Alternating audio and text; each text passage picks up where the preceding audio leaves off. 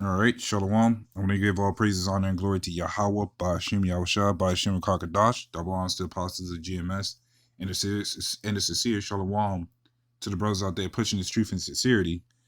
And I wanted to go into a small, very small lesson going into this New Year's, which me and Aki were going to go into it a little bit more tomorrow.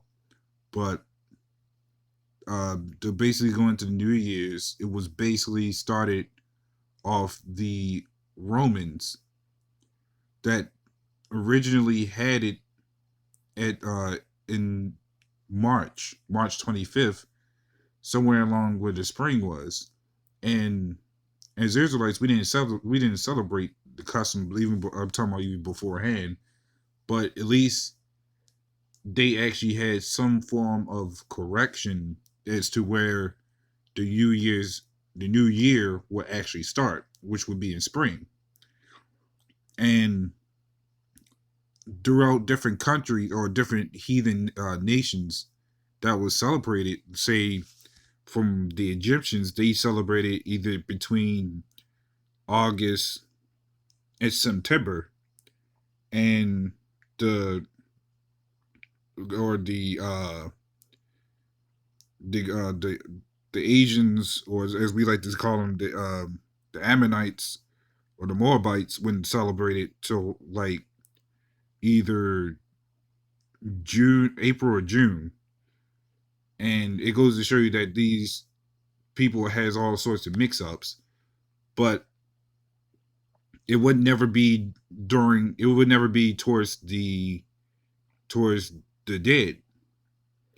So who started the whole New Year's thing was this guy right here named Romulus. I don't know much about him as far as, because I wanted to go into a quick lesson about this as I was searching up some of the some of the a lot of things that was about this yesterday. But this is the guy named Romulus, and apparently there's a story between Romulus and Remus, which I'm planning on knowing more about. And they just show all sorts of sick things, like whatever this mess is.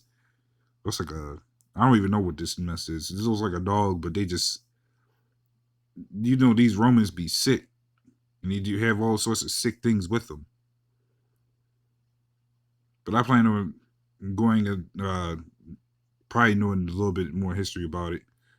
As far as between those two, but he was the one who started New Year's in on the March 25th.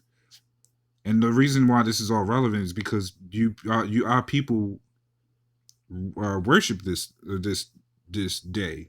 This is such a big day for our people, as to why it's like the old me and the out with the old me, in with the new me, as they say, the New Year's resolution. And what was I going to say? Oh, and this is the same guy that actually made up November and December, but he also named January and February after the other Greek gods. He was the one who started January and February, because apparently those didn't exist. March was, as they said, was the new year, so March would be technically the start of their year, which would be the after the god after the I forgot which god of March would be, or no, it would be Mars. Salakia. It would be they named it after Mars. So going further into it, the Roman Catholics later on decided to change it to, no, Salakia, go. It was actually, it was Julius Caesar who, as you can see right here, Julius Caesar decided to change it to December 25th later on, which is why people like to tie Christmas and New Year's together, considering they're a week apart. And then this you can see what what these devils look like. All sorts of stuff. Give it. There we go. But yeah, you can see all sorts of stuff. All this crazy madness. But after he changed it to December 25th, the Roman Catholics, which as far as I remember, he followed, changed it to to January 1st, and that's where you get the whole mix up with those two time together when they technically didn't have anything in relation until the Roman Catholics decided to say that we believe that quote unquote Jesus was born on December 25th.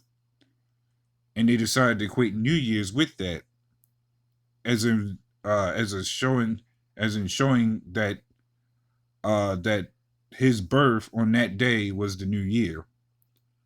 When in reality it didn't. So this is the madness you people like to follow, and you don't even know anything about it.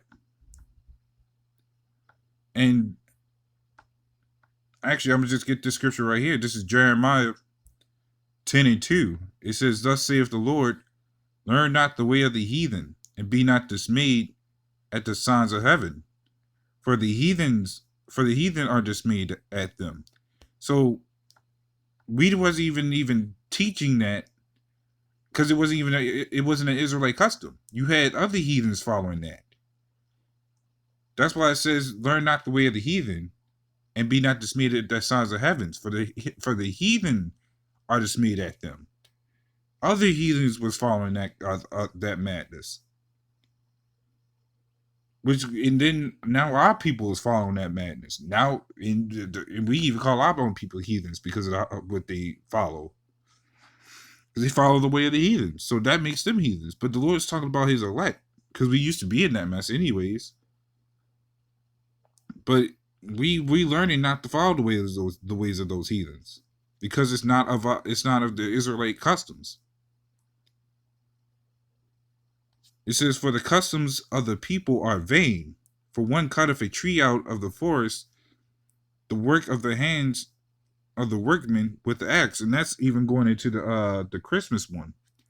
Whether you people, since they like to tie New Year's with Christmas, and considering that in this Gregorian calendar, and apparently even in the Julian calendar, it's a week. Christmas and New Year's is a week apart. So, for you people that's following this uh uh demonic holiday, and it's only even if it doesn't show any signs of any amounts of killing, it's still a demonic holiday, especially if he's the one putting it on us to worship these days,